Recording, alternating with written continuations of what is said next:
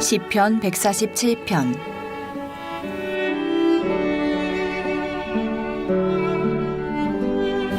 할렐루야. 우리 하나님을 찬양하는 일이 선함이요 찬송하는 일이 아름답고 마땅하도다. 여호와께서 예루살렘을 세우시며 이스라엘의 흩어진 자들을 모으시며 상심한 자들을 고치시며 그들의 상처를 싸매시는도다. 그가 별들의 수요를 세시고 그것들을 다 이름대로 부르시는도다. 우리 주는 위대하시며 능력이 많으시며 그의 지혜가 무궁하시도다. 여호와께서 겸손한 자들은 붙드시고 악인들은 땅에 엎드러뜨리시는도다. 감사함으로 여호와께 노래하며 수금으로 하나님께 찬양할지어다. 그가 구름으로 하늘을 덮으시며 땅을 위하여 비를 준비하시며 산에 풀이 자라게 하시며 들짐승과 우는 까마귀 새끼에게 먹을 것을 주시는도다. 여호와는 말의 힘이 세다 하여 기뻐하지 아니하시며 사람의 다리가 억세다 하여 기뻐하지 아니하시고 여호와는 자기를 경외하는 자들과 그의 인자하심을 바라는 자들을 기뻐하시는도다. 예루살렘아 여호와를 찬송할지어다. 시온아 내 하나님을 찬양할지어다. 그가 내 문빗장을 견고히 하시고 내 가운데에 있는 너의 자녀들에게 복을 주셨으며 내 경내를 평안하게 하시고 아름다운 밀로 너를 배불리시며 그의 명령을 땅에 보내시니 그의 말씀이 속히 달리는도다. 눈을 양털같이 내리시며 서리를 재같이 흩으시며 우박을 떡 부스러기같이 뿌리시나니 누가 능히 그의 추위를 감당하리요. 그의 말씀을 보내사 그것들을 녹이시고 바람을 불게 하신즉 물이 흐르는도다. 그가 그의 말씀을 야곱에게 보이시며 그의 율례와 규례를 이스라엘에게 보이시는도다. 그는 어느 민족에게도 이와 같이 행하지 아니하셨나니 그들은 그의 법도를 알지 못하였도다. 할렐루야. 할렐루야.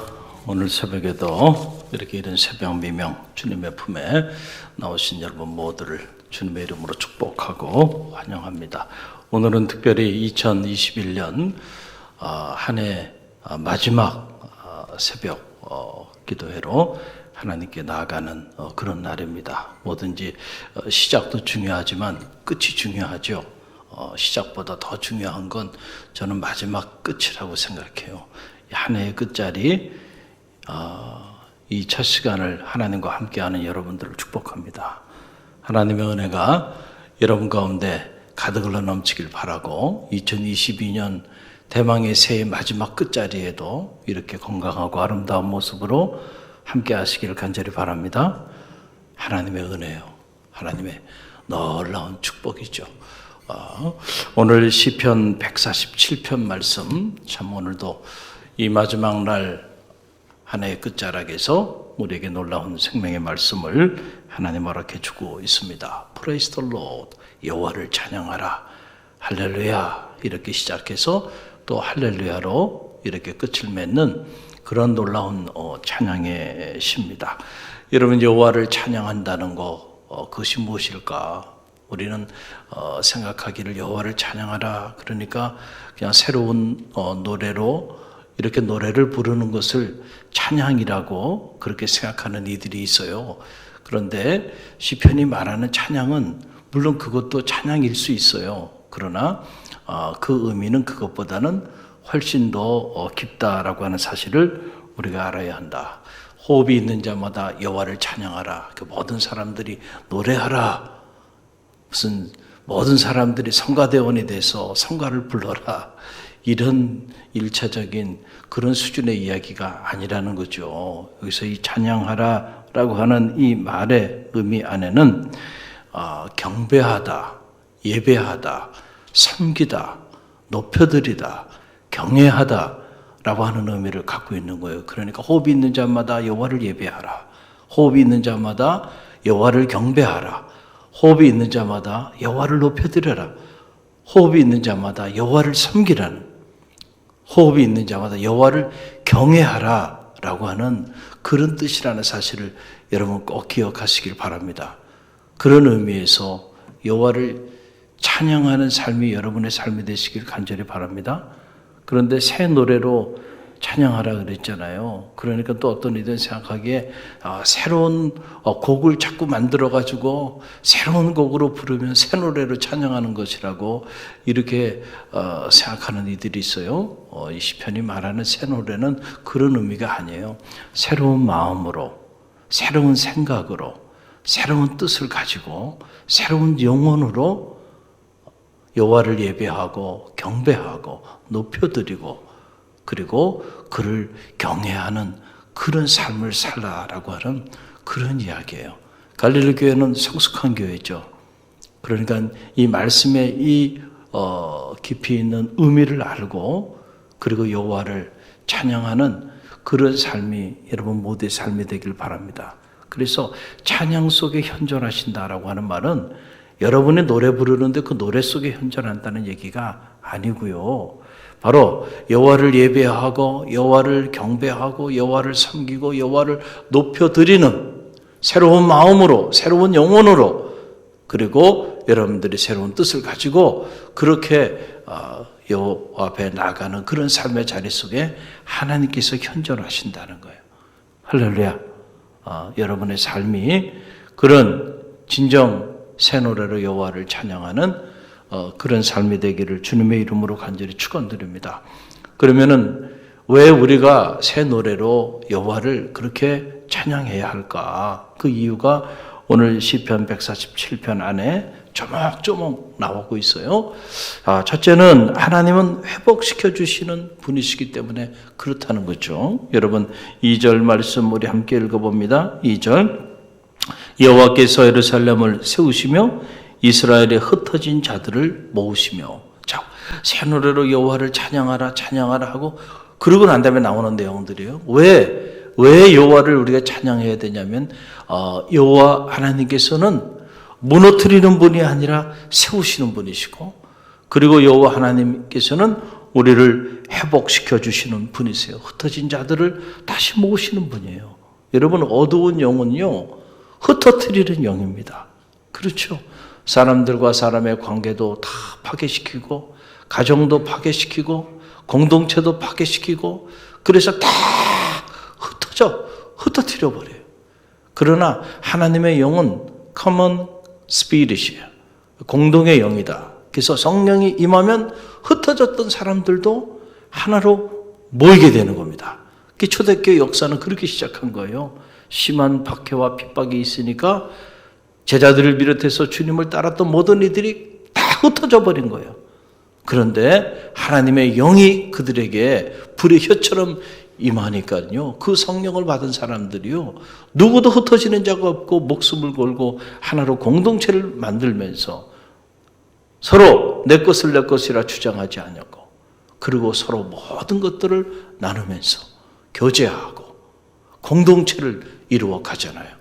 그래서 초대교회라고 하는 크리스천 커뮤니티가 만들어진 거예요. 이런 공동체가 가능한 거는요. 이게 성령의 역사가 아니고서는 불가능합니다. 하나님의 영이 제 안에도 있고 여러분 안에도 있기 때문에 오늘 우리가 이 새벽에 이렇게 많은 성도들이 새벽을 깨우며 하나님 앞에 함께하고 있는 거예요. 성령의 역사입니다. 성령은 하나 되게 해요. 그래서 기독교 영성은 이게 communal spirit, 공동체적인 영성이다. 그래서 하나님의 영이 강하게 임하면요, 사람들이 모여들게 되는 거예요. 할렐루야. 근데 하나님의 영이 떠나면 사람들이 다 흩어지는 거예요. 오늘도 흩어진 것들을 다시 모으시고 회복시키시고 그리고 무너진 것들을 다시 세우시는 그 하나님의 능력이 이 새벽에 여러분 가운데 임하기를 간절히 바랍니다.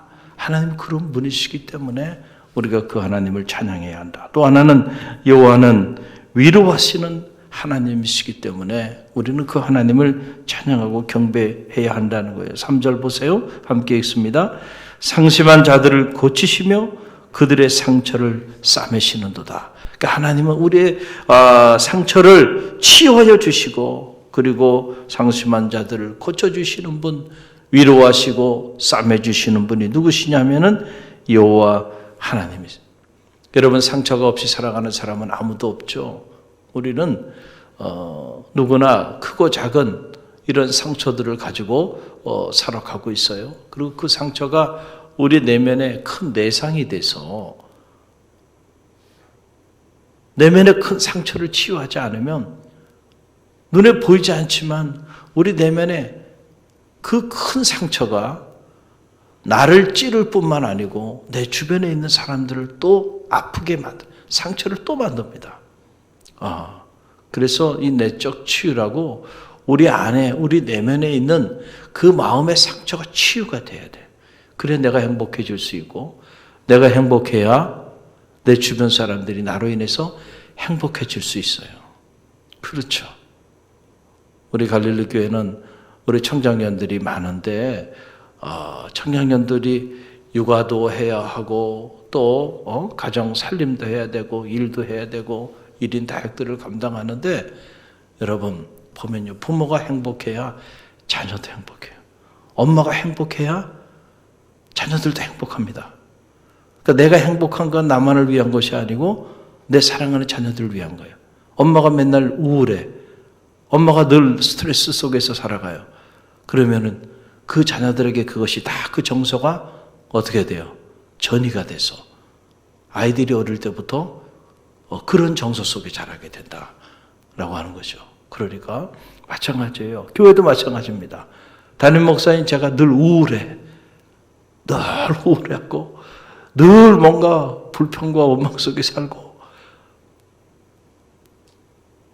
열정이 없고, 만약에 제가 늘 그렇다고 한다면 그것이, 그 영향력이 누구에게 미칠까요? 성도들에게 다 전이가 됩니다. 이 틀림이 없어요. 그럴 수밖에 없습니다. 그렇잖아요? 그러니까 제가 행복해야 됩니다. 여러분, 제가 행복하면 여러분 속상합니까? 갈릴리 교회는 그런 분 없죠. 그런 분 없죠. 그 정도 수준 낮은 교회가 아니에요. 갈릴리 교회는. 목사님이 행복한 건 사역이다 이런 거죠. 내가 행복해야 돼. 그래야 이 행복의 바이러스를 여러분에게 전할 거 아닙니까? 내가 불행한데 여러분에게 뭐를 나누겠습니까? 불행을 나눕니까? 그렇잖아요. 날마다 행복함, 날마다 열정을 가지고, 날마다 새 힘을 가지고요, 날마다 하나님을 만나며 그 능력으로 사니까 그 생기가 말씀을 전할 때마다, 기도할 때마다, 성도들을 교육하고 훈련할 때마다 그게 전달되니까 마른 뼈도 일어나는 역사가 나타나는 거잖아요. 할렐루야. 같은 거예요. 리더가 살아있어야 돼요. 교구장님들이 살아있어야 되고, 또 각 선교회장님들이 살아있어야 돼요. 각 기관의 기관장님들이 살아있어야 돼. 만약 그 사람 생기가 없고 다 죽어버리면, 그러면 거기 속해 있는 사람들이 다 그리로 가는 거예요. 살아있어야 돼. 어떻게 살아있냐? 여러분, 하나님과 친밀하시길 바랍니다. 하나님과 가까이 하는 사람이 복이 있다 그랬잖아요. 그러니까 하나님께 가까이 나가면 하나님은 우리의 아픔을 싸매주시고 위로하시고 고쳐주시고 격려하시고 새롭게 회복시켜 주시는 이런 놀라운 역사들이 나타나서 상처 없이 살아가는 사람 없어요. 다 상처받고 살아갑니다. 그러나 어떤 사람은 그 상처를 어떻게 해요? 상처를 치유함을 받고 또 다른 사람의 상처를 싸매주는 사람으로 나가는 사람이 있는가 하면, 맨날 나는 상처받았다고 맨날 그 상처 때문에 본인도 힘들고 주변 사람들도 힘들고 그렇게 살아가는 이들이 있는데, 여러분 가운데는 그런 이들이 없기를 주님의 이름으로 간절히 축원드립니다. 상심한 자들을 고쳐주시는 분이 누구예요? 하나님이세요. 그들의 상처를 싸매주시는 분이 누구세요? 하나님이세요. 내가 영적으로 하나님과 온전한 관계 안에 있기만 한다고 한다면 세상에 그 어떤 것이 나에게 상처를 준다 그래도 나는 더 이상 상처받지 않을 수 있다는 겁니다. 설사 받았다 하더라도 그 상처는 반드시 치유함을 받게 돼 있다는 거예요. 중요한 건 내가 하나님과의 관계에 있어서 영적으로 문제가 있기 때문에 모든 5만 가지가 상처가 되고 마는 거예요. 감당할 수 없는 상처의 삶 자체가. 불행한 삶이 시작되는 거예요. 우리의 상처를 싸매 주시고 그리고 상심한 자들을 고쳐주시고 위로하시는 그 하나님이 오늘 이 새벽에 여러분과 함께 하시기를 간절히 바랍니다. 그래서 하나님과 가까이 하라는 거예요. 가까이 하라는 거예요. 시험에 빠진 분들을 보면 절대로 하나님과 가까이 있지 않습니다. 그 원인이 거기 있는데 그게 본질입니다. 근데 자꾸 비본질적인 걸 가지고 얘기를 하니까 대화가 안 되는 거예요. 소통이 안 되는 거예요. 회복의 역사가 나타나지 않는다는 거예요. 여러분, 또 셋째로 우리가 왜 여호와 하나님을 찬양하며 살아야 되냐? 그는 겸손한 자는 취하시고 교만한 자는 패하시는 분이시기 때문에 그래요. 6절 보세요. 함께 읽어봅니다. 여호와께서는 겸손한 자들은 붙드시고 악인들은 땅에 엎드려 뜨리시는도다. 아멘. 여러분, 하나님은 겸손한 자와 함께 하세요. 그리고 자기를 낮추는 자를 높이시는 분이세요. 그리고 오늘 성경에 보게 되니까 악인들은 어떻게 하신다는 거예요? 악인들은 땅에 엎드려 뜨리신다. 여기서 악인이라는 것은 바로 뭐예요? 겸손과 이 대비되는 그런 존재죠. 바로 교만한 자들이에요. 그래서 교만은 패망의 선봉이요 쓰러짐의 앞잡이라 그랬어요. 자, 왜 이렇게 성경에는 이런 교만에 대한 말씀, 겸손에 대한 말씀이 이렇게 많이 나오는 걸까라고 하는 거죠.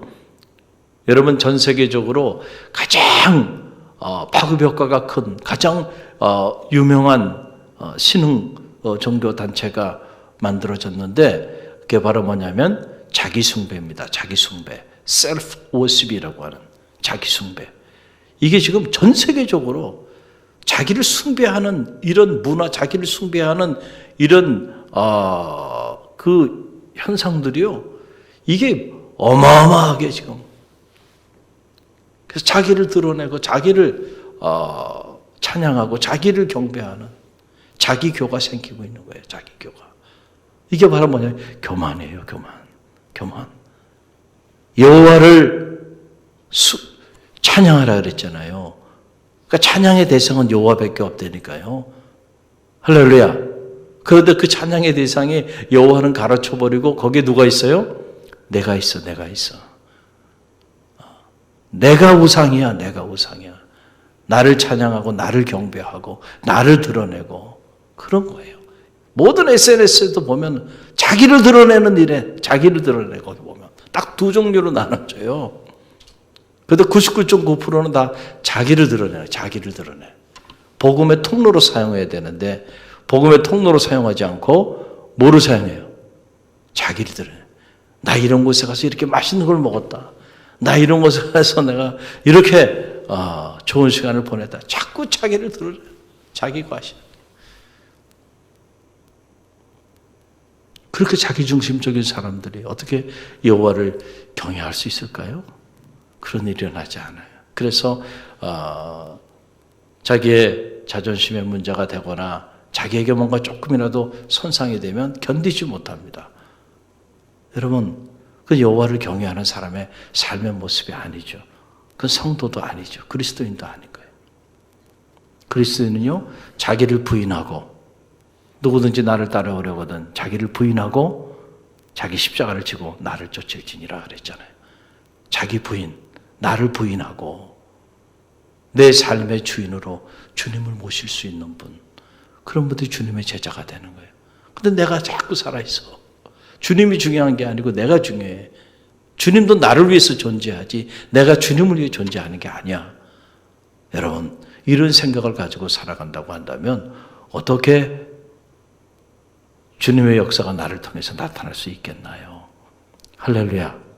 우리 갈릴리 교회는 성숙한 교회이기 때문에 이런 말씀들의 의미를 다 아시리라 생각이 들어요. 그래서 여러분, 믿음의 길을 걸어가는 거는요, 끊임없는 자기와의 싸움이에요. 왜냐하면 누구나 자꾸 내가 중요하기 때문에 내가 자꾸 살아서 역사하거든요. 그래서 항상 나 중심적으로 생각하고 나 중심적으로 판단하고 나 중심적으로 모든 일들을 생각하며 추진하며 나간단 말이에요. 여러분, 그럴 때 하나님의 역사가 함께 할 수가 없어요. 근데 그거를 우리가 늘 나를 내려놓고 그리고 주님의 생각, 주님의 계획은 무엇인지 주님이 정말 원하시는 일은 무엇일까? 우리가 이것을 경건한 마음을 가지고 성찰할 수 있는 그런 영성이 있어야 돼요. 귀한 계획을 추진하며 나갈 때도 과연 주님이 기뻐하시는 일일까? 이 일이 기도해보고 주님이 기뻐하는 일이라고 한다면 어떤 어려움이 있고 힘든 일이 있어도 추진하는 거예요. 할렐루야. 그런데 이 주님이 기뻐하는 일이 아니야. 그러면 사람들이 하라 그래도 하지 말아야 돼요. 그거는. 그렇잖아요? 그래서 늘 우리가 기도보다 앞서지 말고 하나님보다 제발 앞서지 말라. 그게 바로 겸손입니다. 교만은 자기가 앞서는 거야. 하나님보다 내가 더 앞서는 거야.